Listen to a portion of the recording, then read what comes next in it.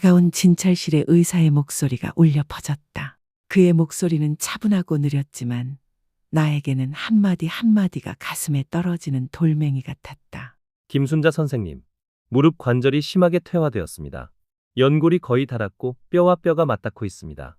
가벼운 운동과 마사지, 재활을 꾸준히 하지 않으면 한 곳에 머물러야 할 가능성이 매우 높아집니다.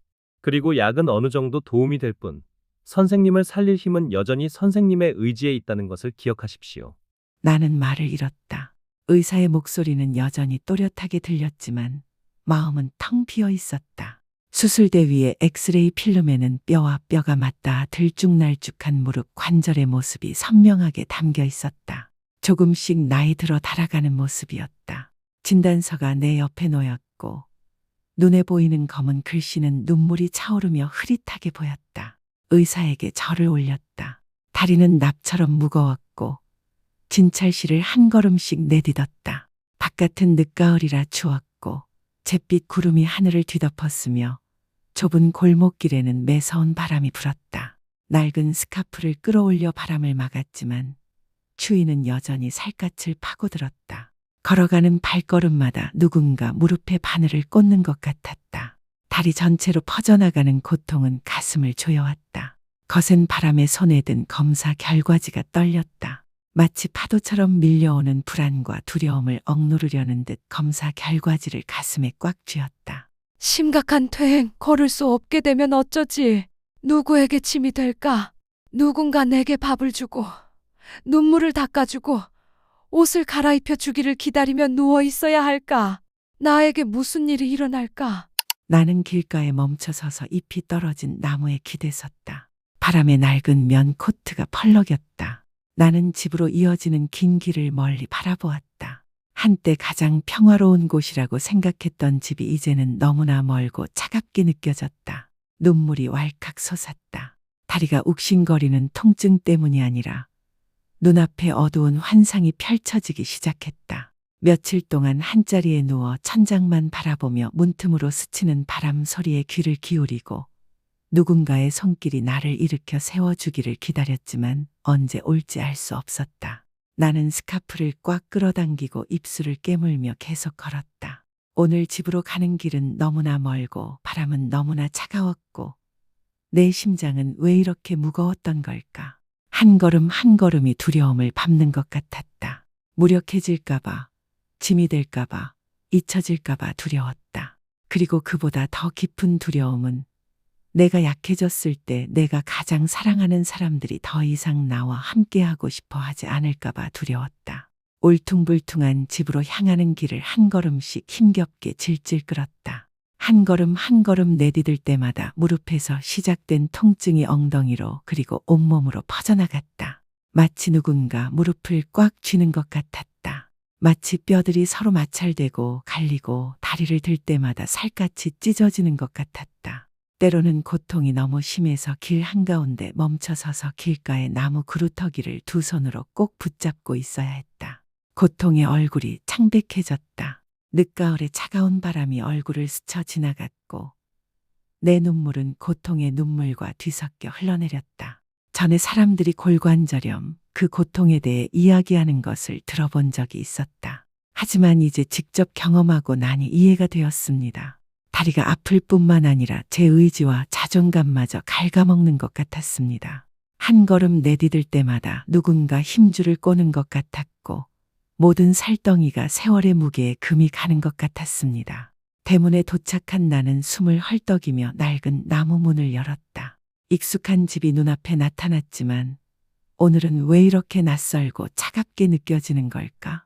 계단에 앉았다. 무릎에는 여전히 통증이 남아있었고 늙은 심장이 약하게 고동칠 때마다 욱신거렸다. 앞으로 겪게 될 날들을 생각했다. 어쩌면 이 고통이 더 심해지고 더 오래 갈지도 모른다는 날, 어쩌면 혼자서는 이 문턱을 넘을 수 없을지도 모른다는 날들이었다.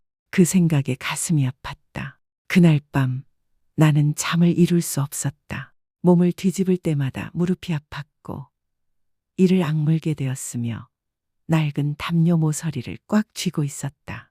칠흑 같은 지붕을 올려다보며 현관 바깥에서 울부짖는 바람 소리를 들으며 너무나 작고 외로웠다. 육체적인 고통도 나를 괴롭혔지만 더 큰 고통은 시간과 질병 때문에 정상적인 삶의 리듬에서 밀려나는 것 같은 느낌이었다. 두려웠다. 언젠가는 사랑하는 사람들이 나를 동정의 눈길, 더 심한 경우 슬픔의 눈으로 바라보는 것을 두려워하며 미동도 없이 누워 있어야 할지도 모른다는 두려움이었다. 그리고 그 극심한 고통 속에서 나는 걱정하기 시작했다. 내 아들, 내 며느리가 나처럼 늙고 병들고 무력한 엄마를 여전히 품고 싶어 할까?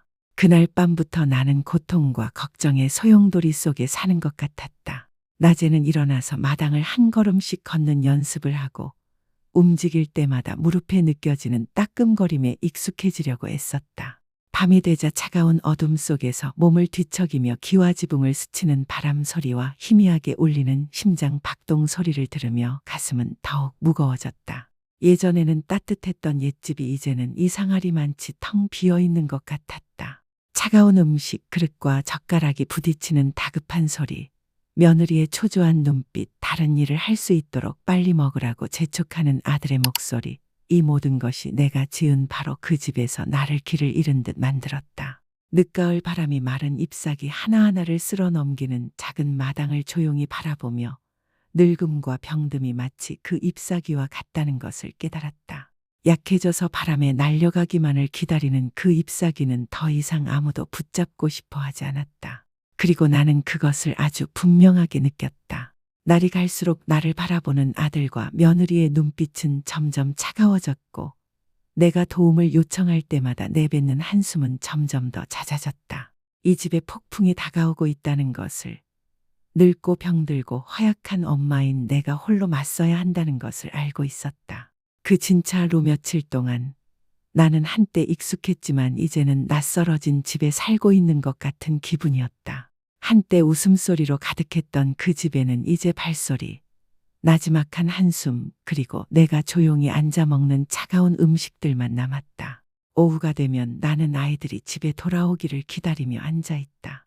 밥그릇은 이미 오래전에 식어버렸고 국그릇의 온기는 사라졌지만 나는 여전히 그 자리에 앉아 이름 모를 무언가를 기다리는 듯하다. 준호와 민정이가 집에 돌아오자 그들은 밥그릇을 흘끗 보며 어색한 몇 마디를 건넨다. 엄마 먼저 드세요. 우리는 나중에 드세요. 걱정할 게 너무 많아요. 그리고 그들은 방으로 사라지고 나는 그곳에 앉아 텅 빈 부엌에 울리는 시계 똑딱거림을 듣고만 있다. 소리 하나하나가 나에게 상기시키는 듯합니다. 나는 늙었고 병들었고 더 이상 이 집에서 살아가는데 꼭 필요한 존재가 아니라는 것을요. 밤이 되자 늦가을에 매서운 바람이 문틈으로 스며들었다. 나는 잠이 오지 않는 침대에 누워 있었다.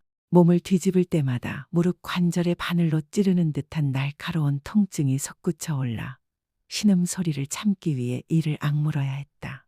베란다 바깥에서 울려 퍼지는 바람소리, 늙은 심장의 희미한 고동, 그리고 옆방에 있는 아내에게 속삭이는 아들의 목소리가 선명하게 들려왔다.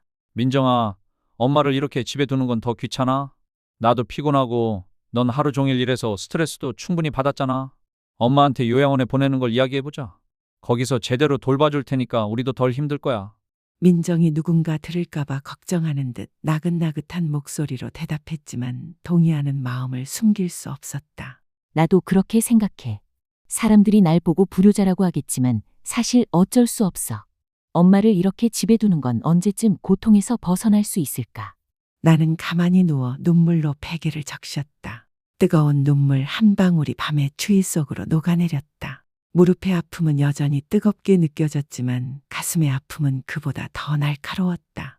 평생 자식을 위해 희생했던 어머니의 고통이 이제는 자식들이 어머니를 밀어낼 방법을 논의하게 만드는 짐이 되어버린 것이다. 다음 날 아침 나는 침대 모서리를 붙잡고 힘겹게 마당으로 나가려고 애쓰며 일찍 일어나려 애썼다. 이른 아침 바람은 차가웠고 떨면서도 마당을 쓸고 낙엽을 주워 모으고 문을 닦으려 했었다. 힘이 없어서가 아니라 아이에게 내가 아직 쓸모있는 존재라는 것을, 거기 누워 기다리고 있는 사람이 내가 아니라는 것을 증명하고 싶었기 때문이다.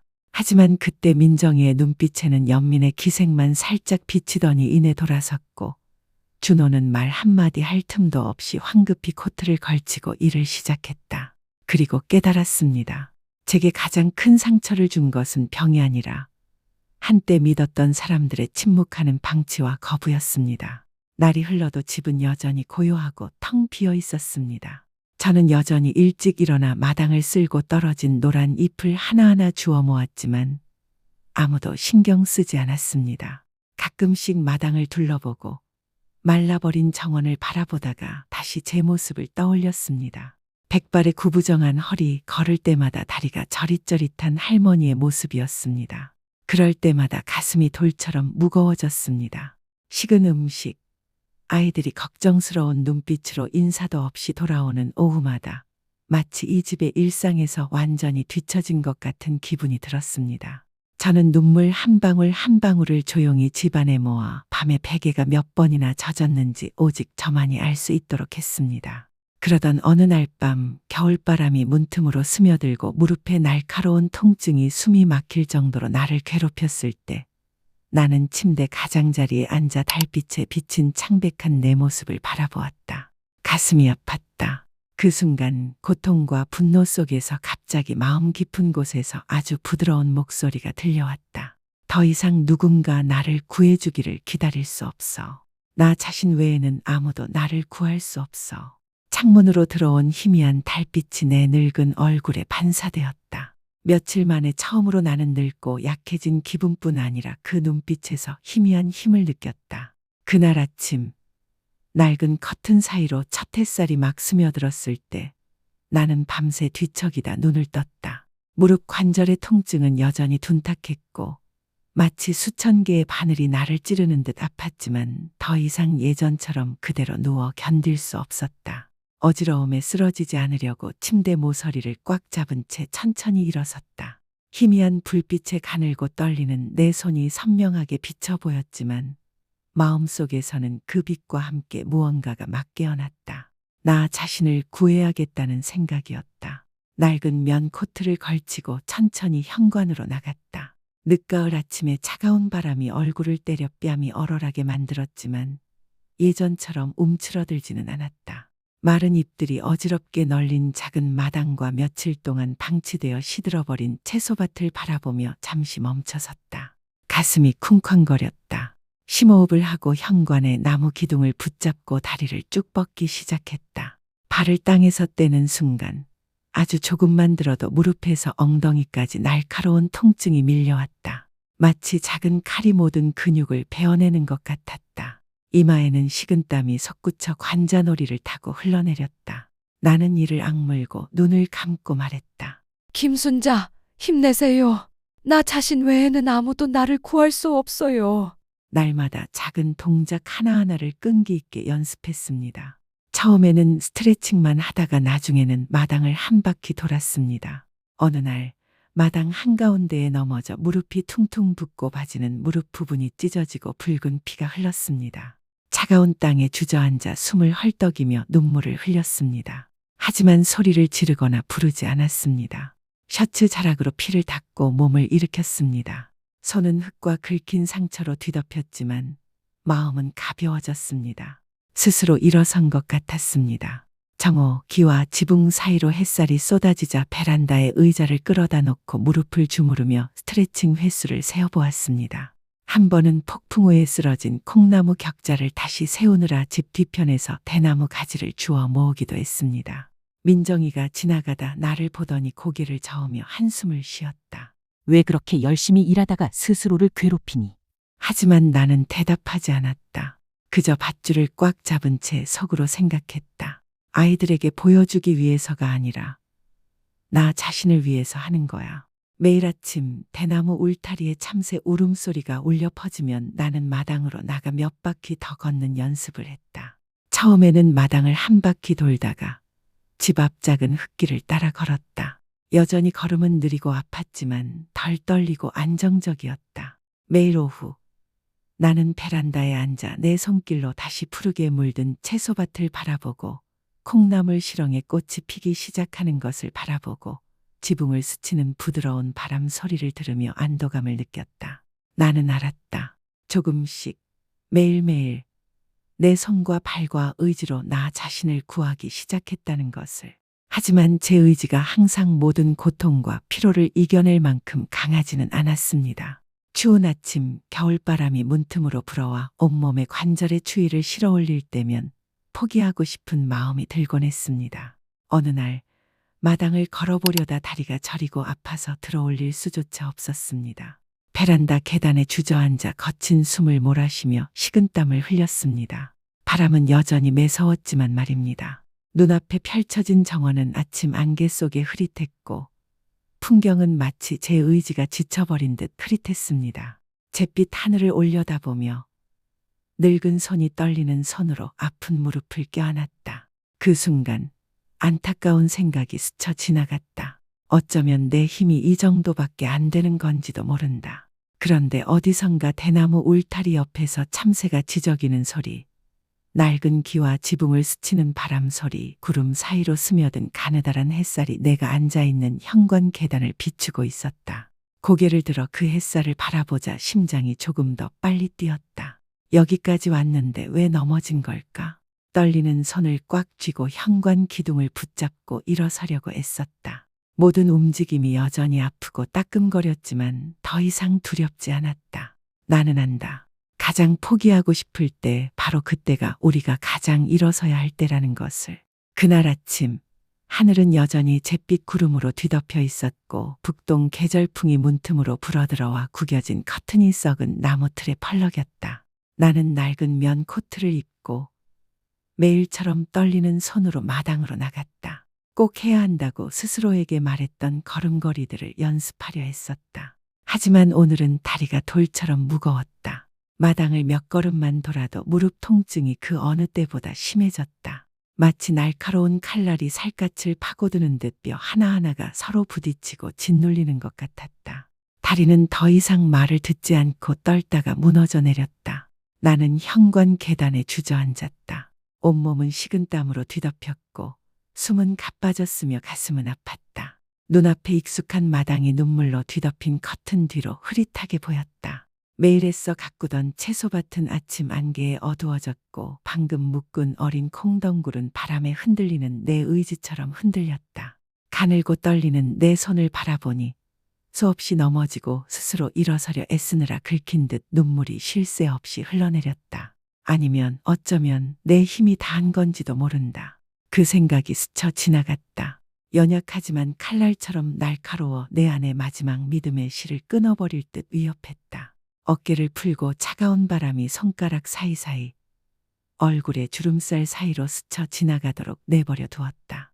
마당 한가운데서 사라지기만을 기다리는 누렇게 변한 나뭇잎처럼 내 자신을 바라보았다. 그런데 그 어두워 보이는 순간 대나무 울타리 옆에서 참새들이 지저귀는 소리가 들렸다. 작은 새의 목소리였지만 이상하리만치 또렷했고 내가 들어본 어떤 아침 소리보다도 컸다.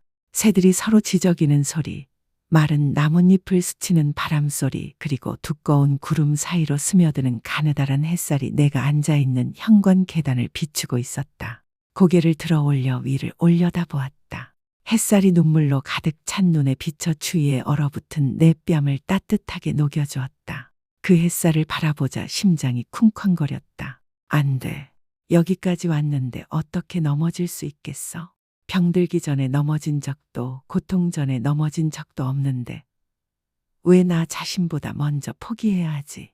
현관 기둥 끝을 꽉 잡고 일어서려고 애썼다. 다리는 여전히 욱신거리고 떨렸지만 일어섰다. 숨쉬기가 여전히 가빴지만 더 이상 두렵지 않았다. 어젯밤 내린 비가 여전히 곳곳에 묻어있는 마당을 천천히 하지만 굳건하게 걸어갔다. 누군가에게 보여주기 위해서도 무언가를 증명하기 위해서도 아니었다. 스스로에게 알리기 위해서였다. 나는 포기하지 않았다. 더 이상 힘이 없다고 생각될 때에도 일어섰다. 오후가 저물고 작은 정원 위로 햇살이 사라지자 나는 베란다에 앉아 낡은 기와 지붕을 스치는 바람 소리에 귀를 기울이고 바람에 흔들리는 어린 콩나무 격자를 바라보았다. 그 어느 때보다 가벼워진 기분이었다. 적어도 오늘은 나 자신을 정복한 듯했다. 그날 아침 지쳐 일어서려고 애썼던 그 순간부터 내 마음은 갑자기 새로운 빛으로 환해졌다. 매일 아침 나는 여전히 마당에 나가 집안을 작은 걸음으로 걷는 연습을 하고 아픈 발을 마사지했다. 하지만 예전과 달리 더 이상 두려움이나 슬픔에 잠겨 걷지 않았다. 한 걸음 한 걸음은 여전히 떨리고 따끔거렸지만 한 걸음 한 걸음 내디딜 때마다 더욱 차분한 숨결이 느껴졌다. 콩나무 격자를 다시 쌓고 채소밭을 만들 흙을 쌓고 베란다에 잡초를 뽑을 때마다 마치 내 마음이 씻겨 내려가는 듯 내 손 아래서 자라나는 푸른 새싹들과 함께 서서히 다시 태어나는 듯했다. 누군가 나를 봐주길 기다리지도 누군가 나를 칭찬해 주길 기대하지도 않습니다. 오직 저 자신을 위해서 매일매일이 더 이상 병에 갇힌 날이 아니라 조금씩 삶을 위해 싸우는 날이 되도록 말입니다. 그리고 저는 압니다. 그 느린 발걸음에서 척박한 땅에 떨어지는 땀방울에서 저는 제 자식들과 손주들의 가슴에 큰 소리로 말하지 않고도 교훈을 심기 시작했습니다. 포기하고 싶었던 그 아침 이후 저는 스스로에게 말했습니다. 계속 나아가야 한다고. 아무리 느리고 고통스럽더라도 모든 발걸음은 여전히 승리입니다. 그리고 저는 정원의 어린 새싹들이 여러 날 동안 시들다가 이제 제 손 아래서 푸르게 자라듯이 조금씩 되살아나기 시작했습니다. 매일 아침 낡은 면 코트를 걸치고 현관 가장자리를 붙잡고 마당을 걷는 연습을 했습니다. 처음에는 몇 바퀴만 돌았고 그 다음에는 골목길까지 몇 걸음 더 걸었습니다. 차가운 바람이 불어오자 다리는 여전히 아팠지만 예전처럼 쓰러지지는 않았다. 고통을 참고 심호흡을 하고 한 걸음 한 걸음을 세는 법을 배웠다. 발이 땅에서 떨어질 때마다 의지는 조금씩 더 강해졌다. 집 뒤뜰 정원도 달라졌다. 잡초를 모조리 뽑고 흙을 파내고 양배추를 다시 심고 폭풍우에 쓰러진 콩나물 덩굴을 묶어주었다. 추위에 손은 부어오르고 갈라졌으며 가시에서는 피가 났다. 하지만 마음은 이상하게도 안도감을 느꼈다. 여전히 일하고 여전히 나 자신을 돌볼 수 있다는 것을 알았기 때문이다. 정오가 되자 나는 베란다에 앉아 울퉁불퉁한 기와 지붕 사이로 비스듬히 들어오는 햇살을 바라보며 콩나물 덩굴 사이로 스치는 바람 소리를 듣고 정원에서 나는 신선한 흙내음을 맡았다. 매일매일 숨을 쉴 수 있고 이 발로 걸을 수 있고 햇살 아래 줄지어 늘어선 푸른 채소들을 볼 수 있다는 것에 하늘과 땅에 감사했다. 어느 날 배추밭 옆에서 잡초를 뽑으려고 허리를 굽히고 있는데 대문 앞에 차 한 대가 멈추는 소리가 들렸다. 고개를 들어보니 준호와 민정이가 보였다. 그들은 나를 보자 당황과 놀라움이 가득한 눈으로 마당으로 들어왔다. 한때 그들을 부끄럽고 속상하게 만들었던 늙은 어머니의 야위고 떨리는 모습은 더 이상 없었다. 그들 앞에는 은발의 어머니가 서 있었다. 여전히 작았지만 곧은 어깨, 느리지만 안정적인 다리, 가늘지만 굳은 살이 박힌 듯 강인한 손. 그들은 주변을 둘러보았다. 깨끗한 마당, 싱그러운 푸른 정원, 꽃 피운 콩나물 시렁, 어린 텃밭. 준호의 눈에는 부끄러움이 묻어났고 민정은 고개를 숙인 채 감히 내 눈을 마주치지 못했다. 나는 아이들을 집으로 초대했다. 소박한 부엌에서 차 한 잔을 따라 아이들 앞에 놓았는데 이전처럼 손이 떨리지 않았다. 준호는 차 잔을 들고 머뭇거리는 목소리로 말했다. 엄마, 괜찮아요? 엄마가 이렇게 달라질 줄은 몰랐어요. 나는 미소를 지었다. 부드러운 미소였지만 약간의 슬픔도 섞여 있었다. 엄마는 예전처럼 건강하지 않으세요. 저는 늙었어요. 하지만 저는 혼자 일어설 수 있어요. 제가 알기 때문에요. 제가 스스로를 지키지 못하면 누구에게 의지할 수 있겠어요. 제 아이들이요. 공간은 고요해졌다. 마당 콩나물 덩굴 사이로 스치는 바람 소리와 낡은 기와 위에서 지저귀는 참새 소리만 들렸다. 민정이는 몰래 눈물을 닦았고 준호는 내 앙상한 손을 살며시 쥐었다. 그의 목소리는 목이 메어 있었다. 엄마, 미안해. 내가 너무 무정했어. 엄마가 이렇게 애쓰고 혼자 이렇게 많은 걸 견뎌낼 줄은 몰랐어. 나는 탓하지도 원망하지도 않았다. 창밖으로 황금빛 햇살이 푸른 채소밭 위로 부드럽게 스며드는 모습을 바라보았다. 내 목소리는 베란다 바깥 가을바람처럼 부드러웠다. 엄마는 이제 아무것도 필요 없어. 그저 내가 나중에 후회하지 않도록 잘 살았으면 좋겠어. 인생에서 행복은 돈이 아니라 깨끗한 양심에 있거든. 그리고 나는 알았다. 나는 아이들에게 가장 큰 교훈을 남겼다. 가르침이나 꾸중이 아니라 피로와 고통의 심연에서 조용히 일어선 나 자신을 구함으로써. 그날 오후 아이들이 떠난 후 나는 현관 계단에 홀로 앉아 있었다. 부드러운 바람이 내 은빛 머리카락을 스치며 새 흙냄새, 집 뒤 작은 정원에서 피어나는 어린 잎새 냄새를 실어왔다. 늦은 오후의 햇살은 내 가냘픈 손과 불굴의 의지로 가꾼 콩밭과 채소밭의 황금빛으로 물들었다. 나는 안도감을 느끼며 먼 곳을 바라보았다. 더 이상 위로를 기대하지도 아이들의 질문을 기다리지도 않았다. 이 삶에서 가장 필요한 것은 바로 나 자신을 찾았다는 것을 알았다. 그것은 내 안의 고요한 힘, 부끄러움 없이 충만한 삶을 살았다는 것을 아는 평온함이었다. 그리고 그 순간 나는 같은 처지에 있는 사람들, 즉 질병, 노령, 외로움을 겪는 사람들을 생각했다. 나는 그들에게 내 모든 경험과 내 삶의 이야기를 담아 메시지를 보내고 싶었다. 그날 오후 나는 현관에 조용히 앉아 떨리는 손으로 벽돌을 하나하나 쌓아 올린 마당에 늦은 오후의 햇살이 사라지는 것을 바라보았다. 멀리 들판에서 불어오는 바람은 새풀 냄새, 전날 밤 내린 비로 축축해진 흙냄새, 내가 애써 일궈온 작은 정원의 어린 채소 잎 냄새를 실어왔다. 모든 것이 너무나 소박하고 따뜻했다. 나는 눈을 감고 심호흡을 했다. 억울함, 잠 못 이룬 긴 밤, 베개를 적시는 눈물로 가득 찬 마음을 달래려 했다. 나만 분명히 아는 날들을 보냈다. 외로움의 차가움, 지친 몸의 아픔, 점점 낯설어지는 아이들의 눈빛의 아픔. 하지만 나는 또한 누구보다 잘 알고 있다. 힘든 시기에 나를 구해줄 수 있는 사람은 오직 나 자신뿐이라는 것을. 같은 상황에 처한 분들께 이 메시지를 전하고 싶습니다. 최선을 다하기 전에 누군가가 당신을 구해줄 거라고 기대하지 마세요. 그들이 당신을 사랑하지 않아서가 아니라 누구에게나 각자의 걱정이 있기 때문입니다. 계속 기다리면 더 외로워질 뿐입니다. 단 한 걸음, 채소 한 조각, 손에 든 흙 한 줌이라도 스스로 시작하세요. 행복은 멀리 있지 않습니다. 시원한 아침 바람 속에, 직접 우려낸 따뜻한 차 향 속에, 매일 아침 서로에게 지저귀는 새소리 속에, 직접 만들어 먹는 맛있지만 싱거운 음식 속에 행복이 있습니다. 병은 당신의 힘을 앗아갈 수는 있지만 그런 소소한 것들을 즐길 권리는 앗아갈 수 없습니다.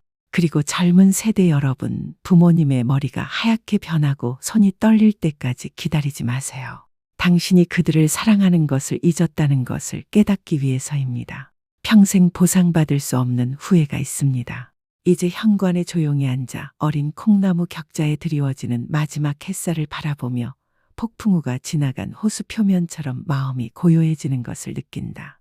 그 이상은 더 바랄 게 없다. 그저 이것만 기억하면 된다. 나는 포기하지 않았다. 가장 깊은 피로와 고통 속에서 일어섰고 부끄러움 없이 충만한 삶을 살았다. 오랜 세월 낡은 지붕 위로 반짝이는 오후 햇살이 드리워진 창백한 푸른 하늘을 올려다보며 미소 지었다. 부드럽고 고요한 미소는 내가 이겼다는 것을 보여주기에 충분했다. 질병이 아니라 내 마음속 두려움을 이겼다는 것을. 그리고 나는 세상에 간단한 메시지를 남긴다. 강한 사람은 한 번도 넘어져 본 적이 없는 사람이 아니라 넘어질 때마다 용기를 내어 일어나 자신의 두 발로 계속 걸어갈 수 있는 사람입니다. 아픈 분들, 걱정과 외로움 속에서 날마다 늙어가는 분들이 이렇게 믿기를 바랍니다.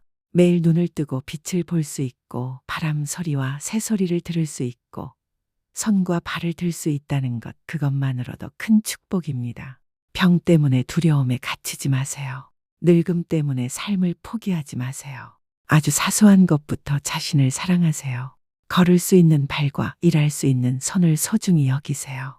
시원한 바람 한 줄기, 아침 햇살 한 방울, 손수 만든 소박한 음식 한 끼를 즐기세요. 그것이 바로 힘과 기쁨이며 병이 앗아갈 수 없는 유일한 것이기 때문입니다. 그리고 무엇보다도 자신을 쓸모없다고 생각하지 마세요. 끊임없이 노력하는 당신은 이미 가장 용감한 사람입니다. 이 글을 읽는 분들께 마지막으로 한 가지 더 기억해 주셨으면 하는 것이 있다면 바로 이것입니다. 남과 자신을 비교하지 말고 좋은 일을 기대하다가 실망하지 마세요. 사람마다 운명이 다르고 어려움도 다릅니다. 가장 중요한 것은 나이도 병의 심각성도 아니라 마음으로 어떻게 이겨내느냐입니다. 우리가 아직 숨 쉬고 우리 자신을 위해 무언가를 하고 있다는 것을 소중한 선물로 여기세요. 스스로에게 물어보세요. 오늘 나는 나 자신을 구했는가? 오늘 나는 가치 있는 삶을 살았는가? 그리고 이 질문들에 답할 수 있다면 아무리 몸이 지치고 병이 오래 가더라도 우리의 마음은 바람처럼 가볍고 하늘처럼 평화로울 것입니다. 아직 건강하고 다리가 튼튼하고 손이 빠른 분들께 전하고 싶은 말씀이 있습니다. 몸이 지칠 때까지 건강을 돌볼 생각을 하지 마세요. 아직 건강할 때 소중히 여기세요. 마당을 몇 바퀴 돌거나 집 밖으로 몇 걸음만 나가도 매일 걷는 습관을 들이세요. 검소하게 먹되 영양소는 충분히 섭취하고 게으름이나 해로운 일로 몸이 지치지 않도록 하세요. 삶에서 행복을 유지하세요. 주변 사람들과 이야기를 나누고 책 한 페이지를 읽고 꽃이 피는 것을 바라보세요. 그리고 무엇보다도 걱정과 원망으로 마음을 짓누르지 마세요. 가벼운 마음, 소박한 생활 방식, 절대 포기하지 않는 의지, 이것이 질병을 예방하는 가장 효과적인 방법입니다. 그러면 노년이 짐이 아니라 평화로운 여정이 될 것입니다.